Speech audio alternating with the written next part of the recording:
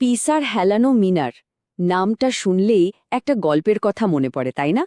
বলা হয় গ্যালিলিও নাকি ওখান থেকে একটা ভারী আর একটা হালকা জিনিস ফেলে দেখিয়েছিলেন যে দুটোই একসাথে মাটিতে এসে পড়ে। এই যে সাধারণ একটা ঘটনা, এর মধ্যে কিন্তু লুকিয়ে আছে ফিজিক্সের এক গভীর রহস্য। চলুন আজ সেই রহস্যেরই সমাধান করা যাক। প্রশ্নটা একটু ভাবুন তো, একটা জিনিস পৃথিবীর যত কাছে আসছে সেটার উপর টান তত বাড়ছে। তাহলে তো পড়ার গতিও সময়ের সাথে সাথে আরও দ্রুত বাড়ার কথা, তাই না? কিন্তু আমরা তো জানি ওপর থেকে কোনো কিছু পড়লে তার ত্বরণ প্রায় একই থাকে। একদিকে নিউটনের সূত্র বলছে এক কথা, অন্যদিকে আমরা বাস্তবে দেখছি আর এক ঘটনা। এই যে একটা আপাত গরমিল, এটাই আজ আমাদের আলোচনার মূল বিষয়। এই সংখ্যাটা আমাদের সবার চেনা স্কুলের ফিজিক্স বইয়ের পাতা থেকে, অভিকর্ষজ ত্বরণ বা জি। এর মানে হল কোনো বস্তু যখন ওপর থেকে পড়ে প্রতি সেকেন্ডে তার বেগ প্রায় 9.8 মিটার প্রতি সেকেন্ড করে বাড়তে থাকে। আমাদের প্রায় সব হিসাব নিকাশ কিন্তু এই সংখ্যাটা দিয়েই করা হয়। কিন্তু প্রশ্ন হল, এই নির্দিষ্ট সংখ্যাটাই কেন? এর পেছনের আসল গল্পটা কি? এই সব কিছুর মূলে আছেন একজনই, স্যার আইজ্যাক নিউটন, আর তার সেই যুগান্তকারী সূত্র। সূত্রের অনেক কথার মধ্যে সবচেয়ে জরুরি অংশ হল দূরত্বের বর্গের ব্যস্তানুপাতিক। শব্দটা শুনতে একটু কঠিন লাগলেও ব্যাপারটা খুবই সহজ। ধরুন একটা আগুন জ্বলছে, আপনি যত দূরে যাবেন তাপ তত কম লাগবে। মহাকর্ষের টানটাও ঠিক এমনই, দূরত্ব বাড়লেই টান কমে যায়। তাহলে তো নিউটনের সূত্র মানলে একটা প্যাচ লেগে যাচ্ছে। একটা আপেল যখন গাছ থেকে পড়ছে তখন তো ওটা পৃথিবীর কেন্দ্রের একটু হলেও কাছে আসছে, তাই না? দূরত্ব তো কমছে, তার মানে টান বাড়ার কথা, আর টান বাড়লে তো ত্বরণও বেড়ে যাওয়ার কথা। হ্যাঁ, পরিবর্তনটা হয়তো খুবই সামান্য, কিন্তু বাড়া তো উচিত। তাহলে ত্বরণটা স্থির থাকে কিভাবে?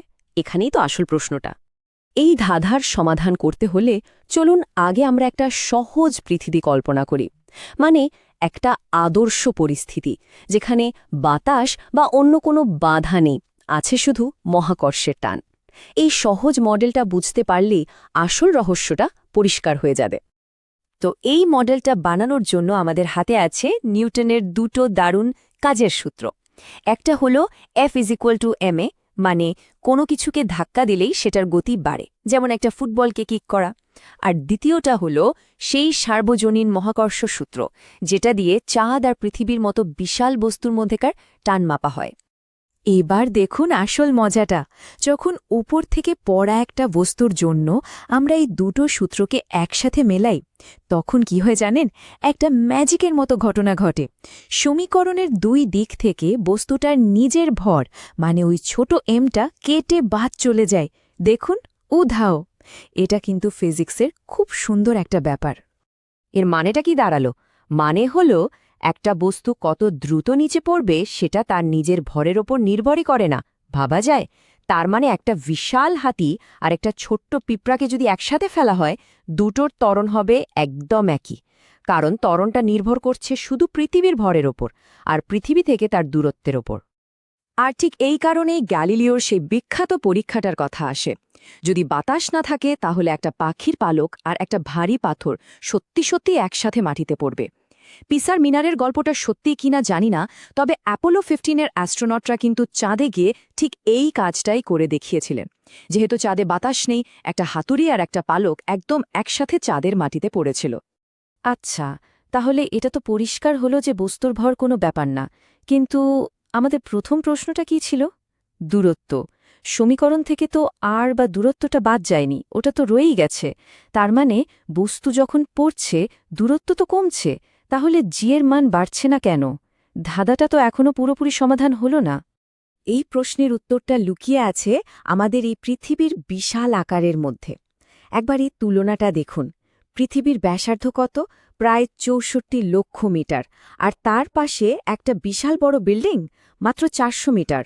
মানে পৃথিবীর আকারের কাছে এই উচ্চতাটা আসলে কিছুই না, একদমই নগণ্য। ব্যাপারটা অনেকটা এই রকম। ধরুন, ঢাকা থেকে চট্টগ্রাম যাওয়ার পথে যদি কেউ এক পা সামনে এগোয়, তাহলে কি আমরা বলি যে সে অনেকটা পথ চলে গেছে? বলি না, কারণ মোট দূরত্বের তুলনায় ওই এক পা কিছুই না। ঠিক তেমনি পৃথিবীর বিশাল ব্যাসার্ধের কাছে কয়েকশো মিটারের পরিবর্তনটা এতটাই সামান্য যে হিসেবের সুবিধার জন্য আমরা ওটাকে ধরিই না। আর তাই জি এর মানটাকে আমরা প্রায় স্থির বা ধ্রুবক ধরে নিই। এটা একটা দারুণ কাজের অনুমান। তো এতক্ষণ আমরা সুবিধার জন্য জিকে ধ্রুবক ধরে নিয়েছি, কিন্তু সত্যি কথা বলতে কি পৃথিবীর সব জায়গায় এর মান কিন্তু একদম এক নয়, মানটা একটু হলেও বদলায়। তাহলে চলুন এবার দেখি কখন আর কেন জি এর মান আসলেই বদলে যায়। আসলে 4টে প্রধান কারণে জি এর মান এদিক ওদিক হয়। প্রথমত, আমাদের পৃথিবী কিন্তু একদম গোল একটা ফুটবলের মতো নয়, এটা অনেকটা কমলা লেবুর মতো, মানে মাঝখানটা একটু ফোলা আর ওপর নিচটা সামান্য চাপা। এর সাথে আছে উচ্চতা, গভীরতা আর পৃথিবীর নিজের লাটিমের মতো ঘোরা। এর সবগুলো ব্যাপারই জি এর মানকে প্রভাবিত করে।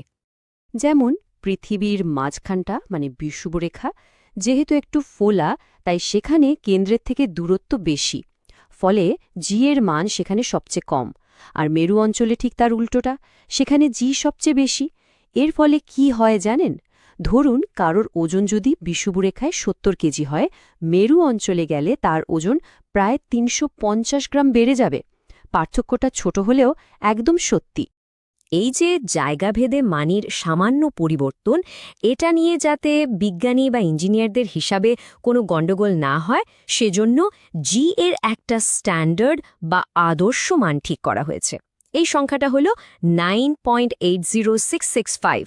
আমাদের বইয়ের অঙ্ক থেকে শুরু করে রকেট সায়েন্স পর্যন্ত সব জটিল হিসাবে এই আদর্শ মানটাই ব্যবহার করা হয়।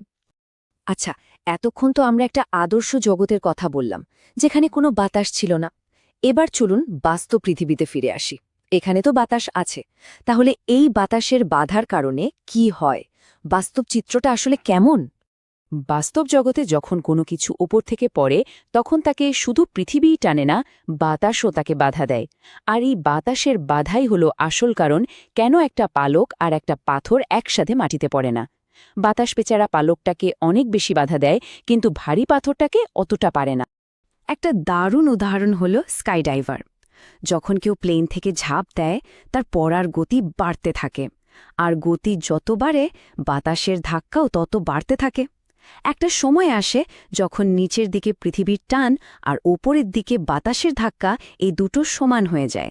তখন আর তার গতি বাড়ে না, ওই নির্দিষ্ট গতিতেই সে নিচে নামতে থাকে। এই স্থির গতিটাকেই বলে টার্মিনাল ভেলোসিটি। তাহলে আবার সেই আগের প্রশ্নে ফিরে আসি। এত কিছু জানার পরেও আমরা কেন জিকে ধ্রুবক ধরি? কারণ একটাই, হিসাবের সুবিধা। এই একটা জিনিসকে ধ্রুবক ধরে নেওয়ার ফলেই আমরা h=12 মতো সহজ সূত্র ব্যবহার করে বলে দিতে পারি একটা বল ওপর থেকে পড়তে কত সময় নেবে। না হলে এই সামান্য হিসাবের জন্যও আমাদের সুপার কম্পিউটার লাগত। সুতরাং এই যে আমরা বলি জি এর মান প্রায় 9.8, এটা কোনো ভুল তথ্য না, বরং এটা বিজ্ঞানীদের হাতে থাকা একটা দারুণ কাজের যন্ত্র বা টুল। এই সরল অনুমানটাই আমাদের চারপাশের পৃথিবীকে সহজে বুঝতে আর হিসাব নিকাশ করতে সাহায্য করে। আর এটাই ক্লাসিক্যাল ফিজিক্সের অন্যতম একটা ভিত্তি। তাহলে আজকের আলোচনা থেকে একটা জিনিস তো পরিষ্কার হল, বিজ্ঞানের অনেক ধ্রুবকই আসলে কিছু শর্তের উপর ভিত্তি করে তৈরি করা দারুণ কাজের একটা অনুমান। এটা আমাদের একটা অন্য চিন্তার দরজাও খুলে দেয়, তাই না? যেমন আলোর গতি, সেটাও কি সব অবস্থায় একদম ধ্রুবক? বা ধরুন পাইয়ের কথা, প্রকৃতির সব কোণায় কি এর মান একই? ভাবার মতো বিষয়। বিজ্ঞানের জগতে এমন আরও অনেক রহস্য কিন্তু লুকিয়ে আছে।